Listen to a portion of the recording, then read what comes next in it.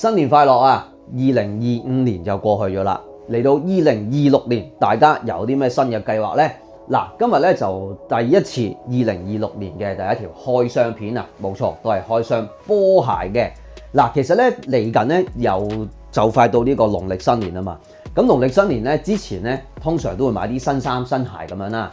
今次咧我就揀咗一款，我覺得都幾適合新年時候着嘅一個鞋款啊。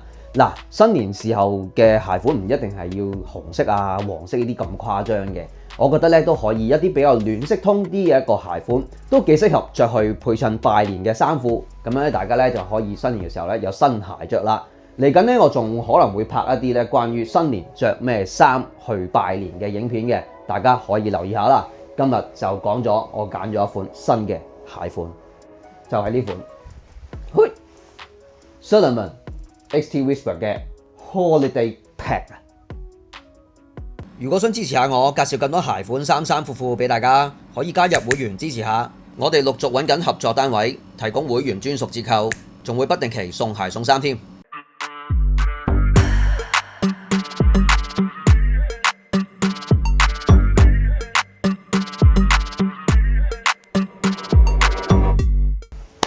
Yo， 大家好啊，我係自拍豪啊，又嚟講鞋啦。今日冇錯就係講 Salomon 啊，我都介紹過好多 Salomon 嘅鞋款噶啦 ，XT6、XT4 同埋之前咧都有介紹過 XT Whisper， 仲有咧之前推出過嘅 XT-MM6， 冇錯係啦，嗰幾款咧都非常之靚仔啊。今次我介紹呢款咧又係 XT Whisper 啦。嗱，其實 XT Whisper 咧係2024年最新復刻嘅一個鞋款嚟嘅。如果想詳細了解翻 XT Whisper 係一個咩鞋款嘅話咧，可以睇翻之前 XT Whisper 白色啊呢對嘅開箱片啦。今次咧呢一款都係 XT Whisper， 但係咧就係 Holiday Pack。你見到個鞋款幾特別，係一個機能嘅黑色鞋款嘅框架上邊咧，加上一啲咧比較有節日氣氛嘅，就係呢個啡色嘅格仔紋啊。而且布料上咧，亦都係一個幾有趣嘅 mix and match。不如而家就介紹下呢一款咁有節日氣氛嘅鞋款，到底係咩料？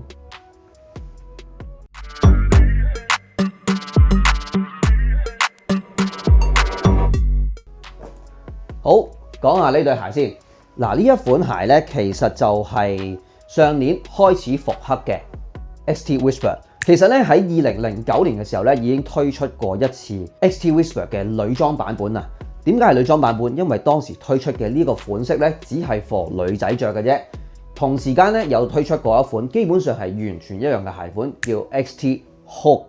而嗰款鞋款咧就係 for 男仔嘅，但係基本上兩個鞋款就非常之相似啦。但係當時咧就唔係非常之受歡迎啊。去到2024年嘅時候咧，Salomon 就覺得呢個鞋款其實可以再重新包裝過啊，而且換一換個鞋底就更加靚仔啦。之後咧呢一個鞋款咧就變成 Salomon 咧近年比較 signature， 亦都係比較大推嘅一個鞋型。點解呢？因為咧呢一個鞋款咧比其他 XT6 啊、XT4 嘅咧係更加輕巧，更加適合日常穿着啊。所以咧佢係 lifestyle 系列入邊咧，我覺得都幾靚嘅一個鞋款嚟嘅。咁今次咧呢一個 Holiday Pack 除咗推出呢一個 XT Whisper 之外，其實仲有推出 ACS Pro 同埋 Speed Cross 3，連埋呢款咧其實就有3個型號嘅。乍眼望咧3款都差唔多噶啦，但係咧當然都獨立地咧表現到佢哋3個型號嘅細節。而咧我今次咧就揀咗呢一款 XT Whisper。之前咧其實我好推介咧 ACS Pro 嗰個嘅鞋型嘅，因為我幾中意咧嗰個外表比較機能嘅感覺啦，同埋咧佢後邊咧有2個抽帶嘅設計係非常之有型啊。咁但係近年咧我中意比較簡約少少嘅鞋款，所以咧 XT Whisper 咧都係我幾推介嘅 Salomon 嘅型號嚟嘅。今次呢一款 Holiday Pack 驟眼望會有少少流線型，似 XT6 啊嗰啲咁樣嘅設計，但係咧設計上咧就比 XT6 更加簡約啦。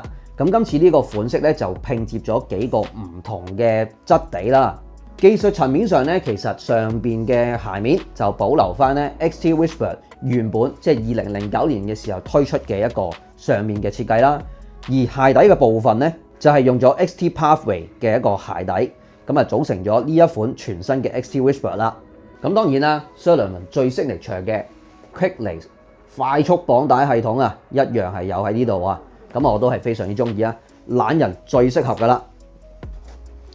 而鞋墊方面咧，今次都係用咗呢個 Ortholite 嘅鞋墊啊，咁啊防臭啦，亦都防滑，非常之好嘅一個鞋墊嚟嘅。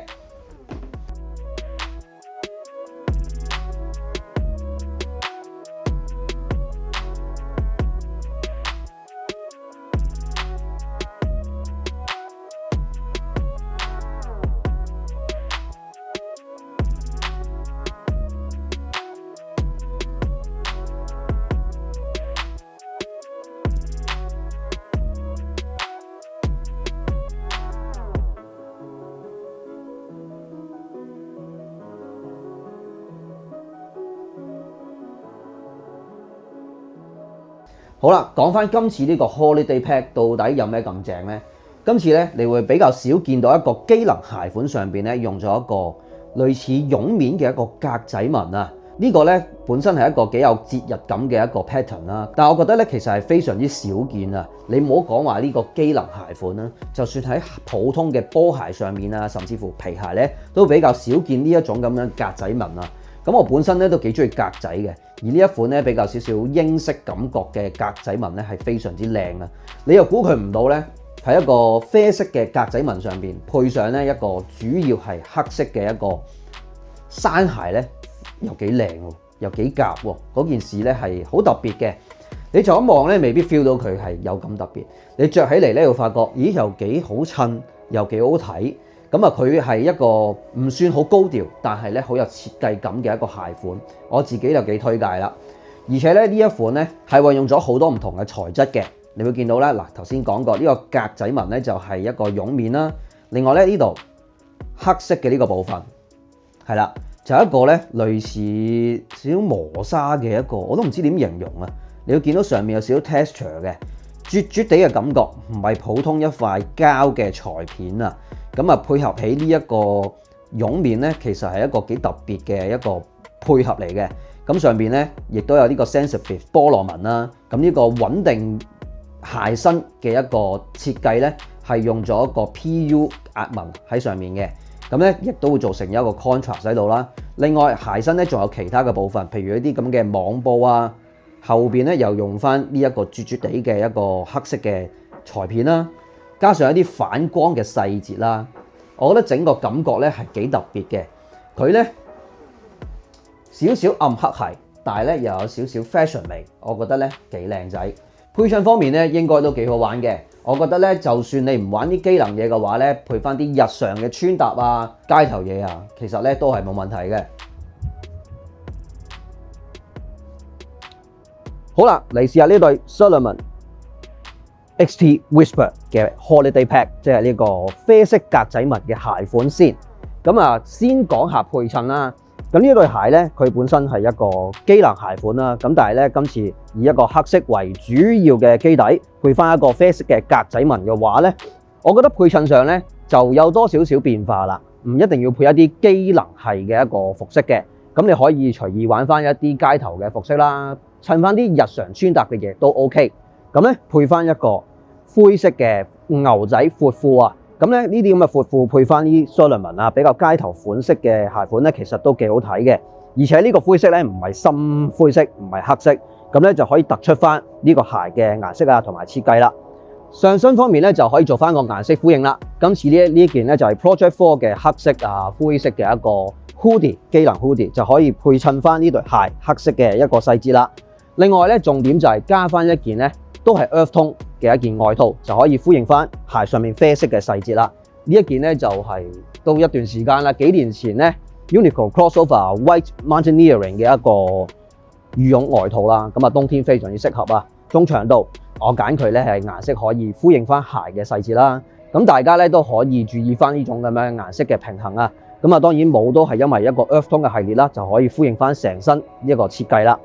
咁當然啦，你唔一定要襯翻啡色嘢嘅。我自己覺得可能一啲暖色系啊，例如紅色啊、深紅色啊，甚至乎你着黃色，其實都可以襯得到嘅。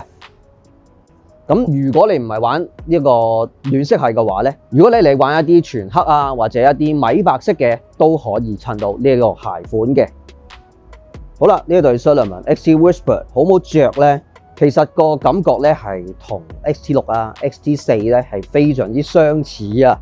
咁着起嚟咧個感覺都係鞋底係偏向比較硬少少啦。開頭着嘅時候就要習慣下啦。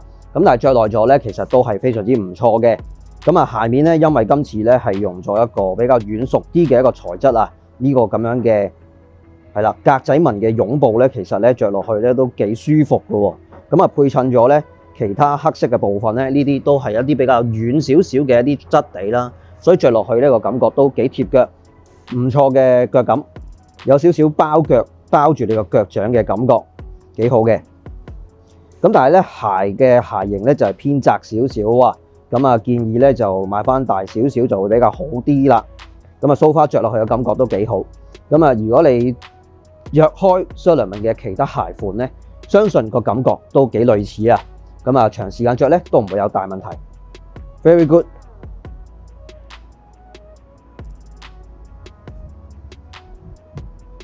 好啦，呢對 Salomon XT Whisper 嘅 Holiday Pack 到底要買咩 size 咧？咁咧基本上咧同 Salomon 嘅其他鞋款都係一樣噶啦，甚至乎係同 Salomon 之前介紹過白色嗰款嘅 XT Whisper 嘅 size 都係一樣嘅。嗱，揀翻自己嘅原碼嘅大半號係 OK 噶啦，我覺得呢個鞋款咧，佢偏向係比較修長啲嘅。如果腳闊或者腳板比較厚嘅朋友咧，建議咧就買翻大半號比較穩陣啦。我自己咧就雖然 US 碼我哋揀 US9嘅，但係咧你可以對應翻 EU 嘅話咧，其實佢係42號又2/3嘅 size， 咁咧着落去就會非常之 good 噶啦。好啦，如果中意呢類型嘅開箱片嘅話咧，就記得加入埋會員支持下啦。嚟緊咧仲會有好多合作嘅單位提供一啲優惠咧俾我哋嘅會員有折扣去買嘢嘅，同埋記得 CLS comment like 同埋 share。今日隔離個小鈴鐺啊！如果我有新嘅開箱片，你就第一時間知道啦。如果想大力支持下個咧，呢度有 PayMe， 嗰度有 Super Fans， 自己搞下佢啦。記得話埋俾呢個 friend 聽，今日自拍號係講呢一款充滿住節日氣氛嘅 Salomon XT Whisper。好，係咁先，下次見啦，拜。